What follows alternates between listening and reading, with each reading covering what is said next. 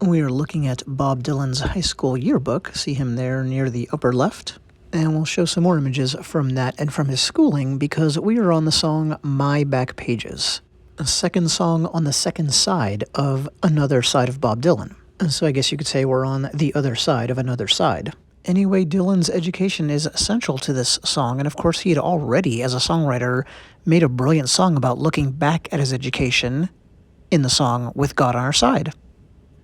But he does something very different and interesting with today's selection. Dylan, of course, was a pioneer. I mean, honestly, we could say the pioneer when it comes to personal songwriting, and this is a very personal song. It's both autobiographical and starkly critical of himself. Obviously, it's an autobiographical song, so he's pointing at himself, but also at others, as we'll see. Dylan has expressed in interviews disdain for hook-based songwriting, but he's came up with a great hook in this song, whether he likes it or not. It's the kind of line that just grabs your attention and really forces your mind to kind of focus on it and grapple with it, and you can't really get it out of your head after you've heard it. It's also, as any good hook should be, just catchy. And it is famously the line, "Ah, but I was so much older then, I'm younger than that now." And that is a 5-star couplet. It's intuitively paradoxical, it seems at first. How can you have been so much older then, as in the past? How can you be younger now than you were then? Well, you can be, at least intellectually.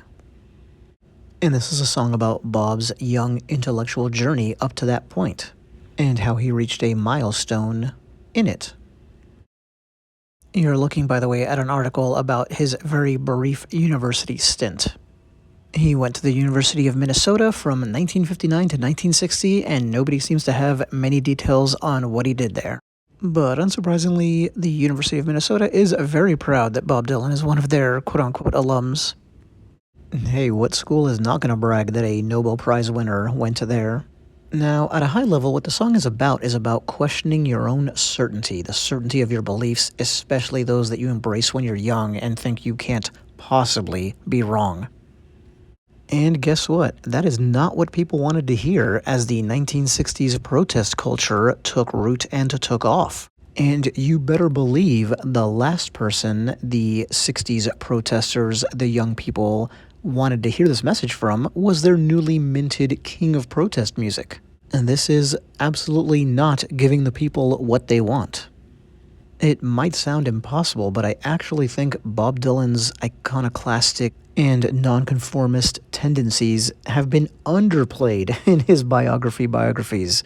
I would say at least 4 times throughout his career, he made major moves that were theoretically, potentially career enders. And of course, this is all part of the album that this song appears on, Another Side of Bob Dylan. And it's not just that he's not singing any protest songs on this album, it's that he's sticking his thumb in the eye of, again, that youthful certainty that the movement was absolutely brimming with at the time. But it's not that Bob Dylan is singing that you guys are wrong about how we need to struggle for civil rights and to end war. He still, I think we can safely assume, believed those things were important, which makes it all the braver to make this artistic statement. Bear with me for a second. I'm obsessed with history, just like Bob. It's like the French Revolution. As this movement, based on ideals of equality, moved more and more to extremism, you would not be a welcome voice if you were pointing out, hey guys, this is going too far. You know, it's very easy to feel self-righteous and hate the enemy for their misdeeds, their sins, while ignoring your own. And now, I'm not at all saying that the 60s movement, countercultural movement, was like the French Revolution and that became this monstrous thing, at least for a while, right? As the saying said, the revolution eats its own. And Dylan wasn't saying that either, but he was saying this path paved with good intentions can lead to a bad place. And those good intentions, it's this fervor about these ideals, and let's see how that plays out in the song. Dylan, early on in his intellectual journey, is on fire. There's a lot of fire and heat imagery in this first stanza. And right out of the gate, the song is full of the kind of wild, poetic, surreal language that he starts playing with on this album. Crimson flames tied through my eyes, rolling high in mighty traps. pounced with fire on flaming roads, using ideas as my maps. So we have fire 1, 2, 3 times in just the first 3 lines. We'll meet on edges soon, said I, proud neath heated brow. Ah, but I was so much older then, I'm younger than that now. And that establishes the consistent rhyme pattern of the song. The second and fourth lines always rhyme. Here it's traps and maps, and then the second to last and last line always rhyme. Heated brow, then that now. And so the ow sound is really the predominant one in the song. It shows up twice at the end of every stanza, and there's 6 stanzas, so you get that 12 times and perfectly regularly throughout the song, right, in this very predictable place. And that sound is one that you can kind of easily draw out. You know, how, now, brown, cow, just really as long as you want, and Dylan definitely makes use of that throughout the song. A second verse, half-racked prejudice leapt forth. Ripped down all hate I screamed. Interesting for Bob to kind of quote himself in a way in a song. That's probably extremely rare. And that drives home how he said, this is an autobiographical song. But look how quickly things pivot. We're still at the beginning of the song. Lies that life is black and white. Well, that's not the conventional wisdom when you're a young person getting indoctrinated in, well, really anything, religion or countercultural movement, you name it, right? No, we're the good guys, and the politicians running the Vietnam War or keeping African Americans down in the South are the bad guys, and we're right and they're wrong. And at the risk of repeating myself, it's braver to warn about internal extremism when you are on the right side of history, as you are with those 2 examples. Now let's focus on the use of language, which is excellent here, no surprise, and it's just such classic Dylan, half-racked prejudice. Like, what exactly does that mean? I don't know, but it's such an arresting phrase, right? Half-racked prejudice leapt forth. Think about a line as simple as, lies that life is black and white. Lies that life, right? The L and the L. L-I and L-I. Lies that life. And then here's something Dylan does a lot. Those two words have a lot going on, that pair, but then they're part of a threesome as well. Lies, life, white. Just the I sound. In that one line, it comes, beginning, middle, and end. It carries you through. Lies that life is black and white. And the very next line, spoke from my skull. So the S sound. Most songwriters would not string those words together. Spoke from my skull. And actually, we can dig in just on those 4 words, because spoke and skull, there's the S and the K sound in both of them. That's why he puts them together. And then you have from and my, so the M sound appears twice. Spoke from my skull. And look at the very next line, the kind of hard C sound. Romantic, facts, musketeers. I know I've talked about this a lot in this playlist, but yeah, these linkages propel the song, propel individual lines. And let's get back to the story of the song. I'm going to read the next 2 stanzas together to make some progress here. That's a third of the song. We're right in the middle. Girls' faces formed the forward path. Boy, notice all the F sounds there, sorry. Faces formed forward.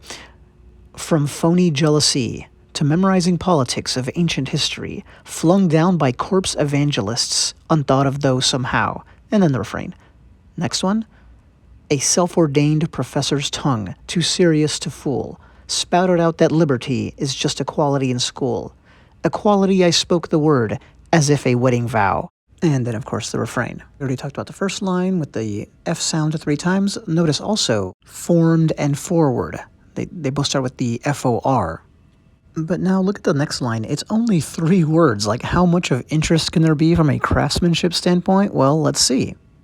And there's obviously an internal rhyme, phony jealousy, and that's what Dylan is maybe most famous for, the internal rhyming.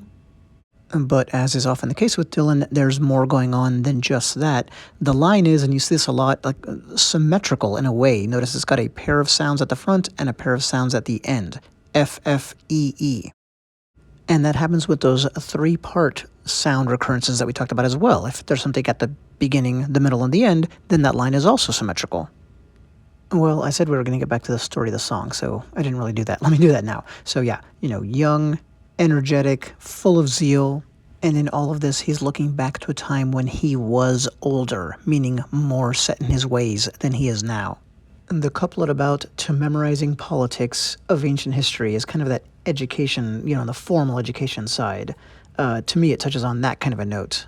And speaking of that, we talked about Dylan's very brief college career. What he was more interested at the time was going to the folk music scene and participating in it in what was called Dinkytown. This was the creative neighborhood where he got kind of his first taste of what he would really fall in love with in New York, in Greenwich Village.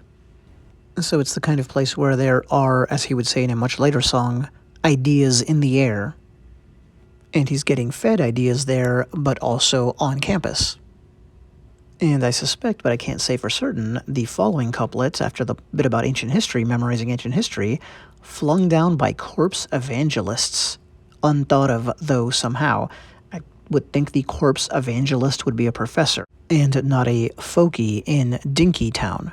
We really should meditate on the phrase, flung down by corpse evangelists. I mean, talk about, a sequence of words that only Dylan would come up with in a song.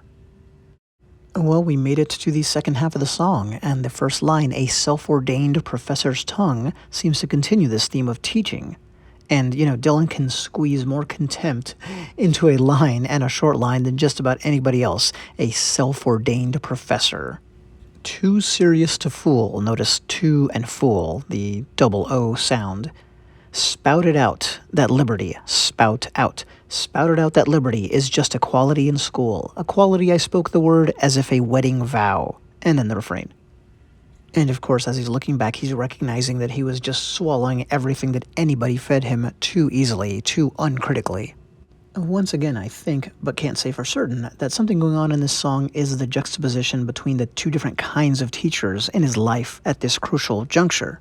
The ones on campus versus the ones in the coffee houses. Because the next line of the penultimate stanza here, in a soldier's stance I aimed my hand at the mongrel dogs who teach. So again, definite contempt for teachers of a sort. And on the linguistic side, why does he take a soldier's stance? Why not a fighter's stance? Well, because then you don't have alliteration with the S and the S. And the mongrel dogs, the G and the G. Anyway, we now get to the crux of the song. In a soldier's stance I aimed my hand at the mongrel dogs who teach, fearing not that I'd become my enemy in the instant that I preach. And I think that is really brilliant. I can become the very thing that I hate. We all can do that.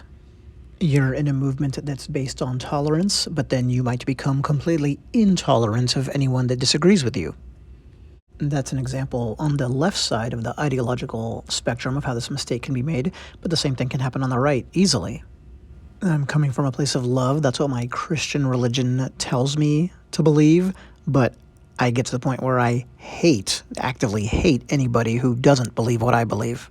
Well, all this left Dylan at this time that he's looking back on, understandably confused.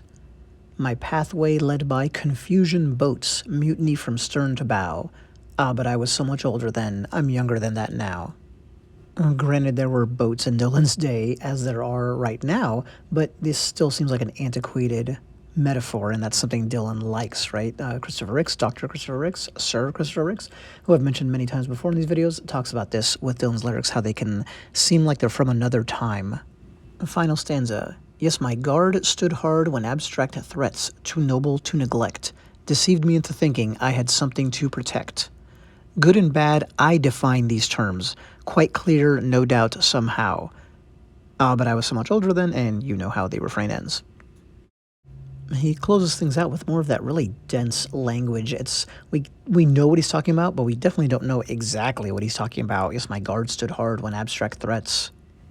And there's an important change of tense, which teases the fact that the song is ending. Good and bad, I define these terms, whereas everything else was him recounting himself in the past. I aimed my hand. I spoke the word. That kind of thing. And we've talked about this before, where there's hints that the song is changing, ending. Every stanza ended by bringing us back to the present, when he's consciously pointing out how he's looking back. This then is the first time that in the middle of a stanza, he brings us into the present, so you know something is different. And that's part of how a lot of his songs, not all of them, but are structured much more like a poem than a pop song. There's no bridge here. The song just moves along at its stately, even pace. And that is the song. It is a great one. A little bit of trivia about the song. USA Today ranked it Bob Dylan's 20th best song. Dylan is obviously writing and singing a personal song here, and this is part of the move he was making, right, towards deeply personal songwriting, which would be hugely influential on, all of popular music. And here's what he said about writing the song roughly a year after the fact. I was in my New York phase then, or at least I was just coming out of it. I was still keeping the things that are really, really real out of my songs, for fear they'd be misunderstood. Now I don't care if they are. So this song might be a real milestone in Dylan's journey to arriving at one of his defining characteristics, not caring, and I mean that in the most positive sense possible. One surprising thing is that Dylan did not play this song until 1988, and then it became fairly common in his repertoire. The original working title was Ancient Memories, and I've always thought that the actual title, the final title, My Back Pages, is referencing like a bibliography in a book or an endnotes section. Because, that's where a writer shows how they came up with what they did, right? Their source is. So it's kind of his intellectual endnotes from his intellectual journey. But I'm probably overthinking that because, My Back Pages, yeah, he's just like looking back. I get that too. And now we are done. That is it for this video. Thank you for watching.